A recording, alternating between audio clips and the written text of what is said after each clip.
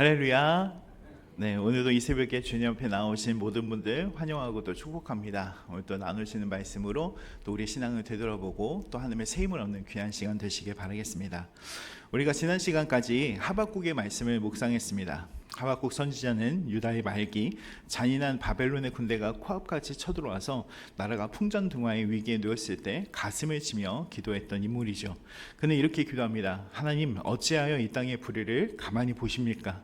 어찌하여 저 악한 바벨론이 들어서 이 하나님의 백성, 이 거룩한 백성을 심판하려고 하십니까? 라고 자신을 이해하지 못했던 그 기도를 올리면서 주님을 만났던, 또 하나님을 만났던 선지자가 되었습니다. 애통해했던 이 하박국의 눈물의 기도에 하나님은 하박국을 통해서 단지 하나님의 진노만을 바라보게 하는 것이 아니라 하나님의 회복을 바라보게 하셨고, 그가 나중에는 아무것도 없을지라도 주님을 찬양하겠다는 그 고백을 했던 것을 우리는 기억하게 됩니다. 오늘부터 함께 묵상할 이 스바냐서는요, 그 하박국이 목격했던 참혹한 심판이 왜 일어날 수밖에 없었는가라는 것을, 그 원인을 짚어주는 말씀이라고 볼 수 있습니다. 역사적으로 스바냐서는 하박국보다는 조금 앞선 요시야 왕 시대에 활동했던 이 하박국에게 있어서는 영적인 선배, 선지자라고 볼 수가 있습니다.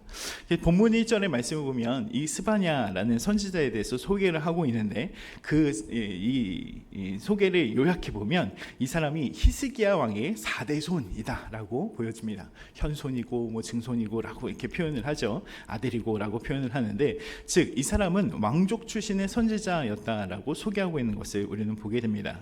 근데 그가 활동했던 요시야 시대, 이 시대는요 다른 시대와는 좀 달랐던 시대였어요. 왜냐하면 이 요시야를 통해서 우상을 부수고 또 성전을 수리하는 등 대개적인 종교개혁이 일어났던 시기였기 때문에 그렇습니다.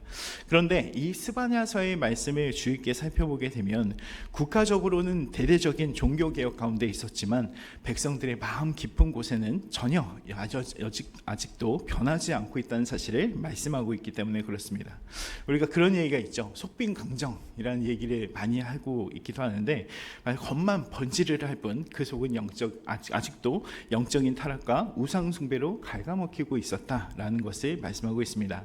스바냐는 바로 이 영적인 위선과 죄악들을 바라보면서 우리가 지금 돌이키지 않으면 조만간 무서운 하나님의 심판이, 즉 여호와의 날이 올 것입니다 라고 강력하게 경고하고 있는 성경이 바로 스바냐서입니다. 그리고 스바냐가 피르토에 외쳤던 그 경고를 이 유다 백성이 무시했을 때 그 다음 세대였던 하박국의 시대에 이르러 바벨론 침공이라는 참혹한 현실이 바로 그 현실로 다가오게 된 것을 우리는 보게 됩니다.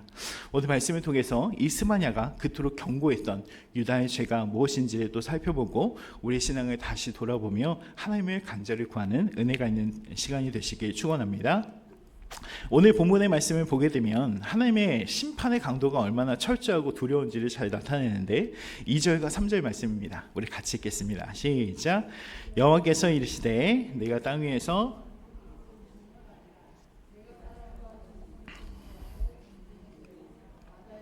고기와 거치게 하는 것과 악인들을 아울러 진멸할 것이라.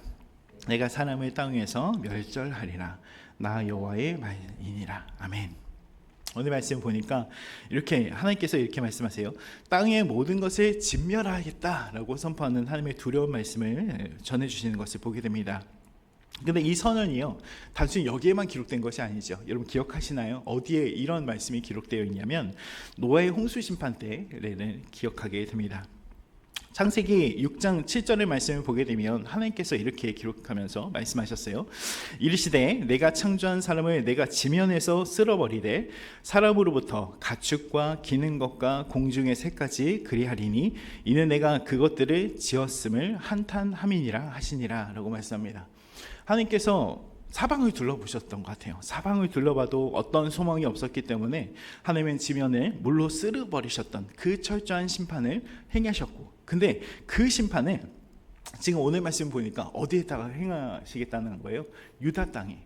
하나님께서 택하고 부르셔서 은혜를 주시고 싸매시고 때로는 진노를 주시기도 했지만, 그렇게도 하나님의 백성으로 택하셨던 그 이스라엘 백성, 마지막 남아있던 그 유대 땅에 그것을 흘려보내겠다, 이 진노를 풀어가겠다라고 그렇게 말씀합니다. 근데 이때만은 아니었던 것 같아요. 신약 성경에 예수님이 종말의 때를 경고하시는 말씀도 보게 되면 오늘 이 말씀과 비슷한 말씀을 보게 됩니다. 마태복음 24장 37절에서 39절 말씀 보면 예수님도 이렇게 경고하시죠. 노아의 때와 같이 인자의 임함도 그러하리라. 홍수 전에 노아가 방주에 들어가던 날까지 사람들이 먹고 마시고 장가들고 시집가고 있으면서 홍수가 나서 그들을 다 멸하기까지 깨닫지 못하였으니 인자의 임함도 이와 같으리라 라고 말씀합니다. 여러분, 마지막 때가 다가오고 있죠. 아멘이시죠? 네, 마지막 때 이런 일들이 일어납니다. 하나님께서 죄를 더 이상 관용하지 못하는 시기가 있어요. 근데 그때는 노아의 때와 같이 순식간에 일어나게 된다는 사실을 우리는 기억해야 됩니다. 성도 여러분, 하나님의 심판은 예외 없이 그리고 타협 없이 철저하게 임하게 됩니다. 이 준엄한 선포는 죄를 결코 용납할 수 없는 하나님의 공의가 얼마나 두려운지, 그리고 이 죄가 단지 사람이 지은 죄지만 그 사람에게만 국한된 것이 아니라 온 피조 세계를 얼마나 처참하게 오염시키는지를 보여주고 있기 때문에 그렇습니다. 여러분, 하나님의 준엄한 심판이 있다는 사실을 기억하시는 여러분들이 되시길 바라겠습니다. 아멘이시죠? 그렇다면 이 심판을 가져온 이스라엘의 죄악은 무엇일까요? 한번 살펴보도록 하겠습니다. 본문 4절과 5절의 말씀을 보게 되면 그것을 우상 숭배했던 것 그리고 혼합주의 신앙이다 라고 고발을 하고 있습니다. 4절 말씀을 보면 이렇게 기록하는데 같이 읽을까요? 같이 읽겠습니다. 시작. 내가 유다와 예루살렘의 모든 주민들 위에 손을 펴서 남아있는 바알의 국에서 멸절하며 그 말임이란 이름과 및 그 제사장들을 아울러 멸절하며. 아멘. 오늘 말씀 보면 가나안 땅에 바알이라는 신이 있었죠. 이 신은 풍요와 물질을 또 성공을 보장한다는 세상의 신이었습니다. 여러분, 근데 이게 어폐가 있죠. 세상에 성공을 보장하는 신이 있을까요, 여러분? 요즘에는 어떤가요? 요즘엔 다들 주식이라고 얘기하는 것 같고, 주식하면 성공할 거야라고 하지만 실제적으로 그것에 들어가면 다 얼마 없어요. 많은 사람들이 다 잃고 다 낭비되고 그러는데 그런 것 같습니다. 세상의 신이라고 풍요와 물질적 성공을 보장한다는 신이라고 하는데 다 거짓이죠. 이것을 성공케 하는 것은 누구십니까? 하나님이시죠. 아멘입니다. 그렇습니다. 이스라엘 백성들 광야에서는 하나님을 잘 섬기는 듯 했습니다. 가나안 땅에 들어가서 정착해 가며 살면서 이들은 하나님만 따르는 백성이 되어야 되고 하나님을 나타내는 백성이 되어야 되는데 그러지 못했던 것 같습니다. 세상의 풍요를 쫓아서 바알에 무릎 꿇는 사람이 되었던 것을 우리는 보게 됩니다. 그런데 이것을 잘 살펴보면 우리도 그럴 때가 있지 않는가라는 것을 생각해 볼 때가 참 많이 있어요. 주일에는 나와서 예배드리고 정말 하나님만이 모든 것입니다 라고 얘기하지만 세상으로 돌아가 보면 아이들을 가르치다 보면 너가 이렇게 안 하면 어떡해, 세상에 했던 거 학원 안 가면 어떡해, 이렇게 하면 어떡해 라고 비교하며 나아가는 저희들의 모습을 보게 되는 것 같습니다. 자, 두 번째 이스라엘 백성들의 죄악은 무엇이냐면 이것도 좋고 저것도 좋은 혼합주의 신앙입니다. 5절 말씀인데 같이 읽겠습니다. 시작. 또 지붕에서 하늘의 뭇 별들에게 경배하는 자들과 경배하며 여호와께 맹세하면서 말감을 가리켜 맹세하는 자들과. 아멘.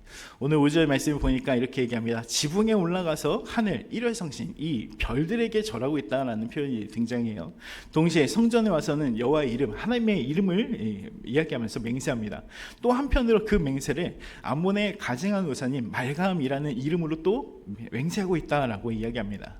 여러분, 그런 말이 있죠. 다다익선이라고 얘기하기도 하죠. 많으면 많을수록 좋은 것.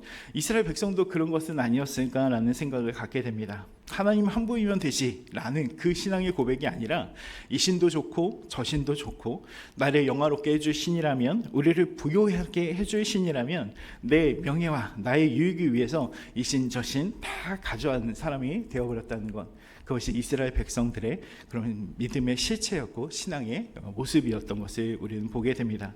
그런데 이 모습이요, 구약시대 엘리야 시대 백성들과 또 똑같은 모습을 갖고 있죠. 열왕기상 18장 21절의 말씀을 보면 엘리야 선지자가 백성들에게 향해서 이렇게 외칩니다. 엘리야가 모든 백성에게 가까이 나아가 이르되 너희가 어느 때까지 둘 사이에서 머뭇하려느냐. 여호와가 만일 하나님이면 그를 따르고 바알이 만일 하나님이면 그를 따를지니라 하니 백성이 말 한마디도 대답하지 아니한지라. 말을 못하는 거죠. 하나님이시는지 바알이시는지 헷갈리는 거예요. 그러니까 대답을 할 수가 없습니다.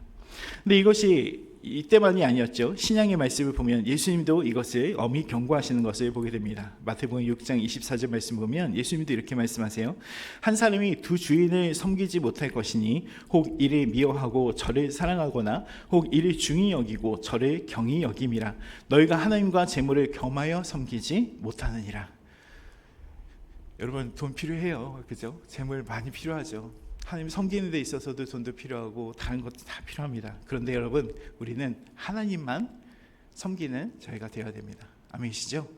재물 섬기지 마시는 여러분들 되시길 바라겠습니다.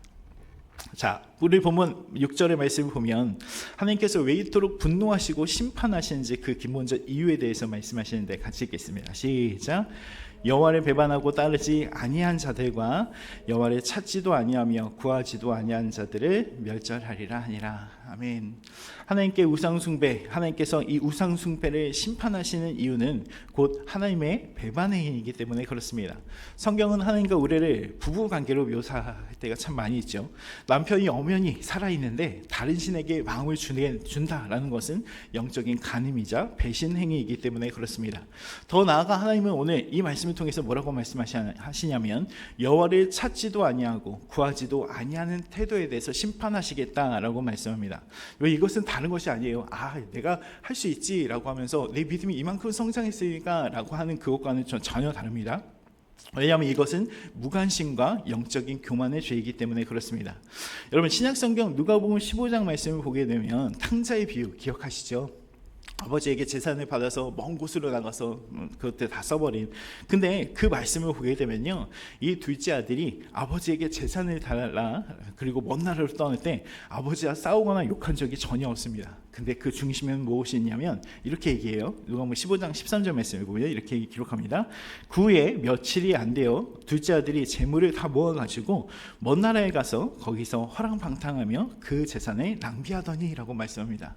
근데 이 말씀을 보게 되면 단순히 재산 받았으니까 가서 사업하려고 하나 보다 라고 생각을 들 수 있을 수도 있지만 이 아들의 마음 가운데는 이제는 아버지 없어도 내가 가지고 있는 이 돈으로 내 힘으로 내 마음대로 잘 살 수 있습니다 라는 고백을 그 가운데 그 삶을 통해서 하고 있기 때문에 그렇습니다.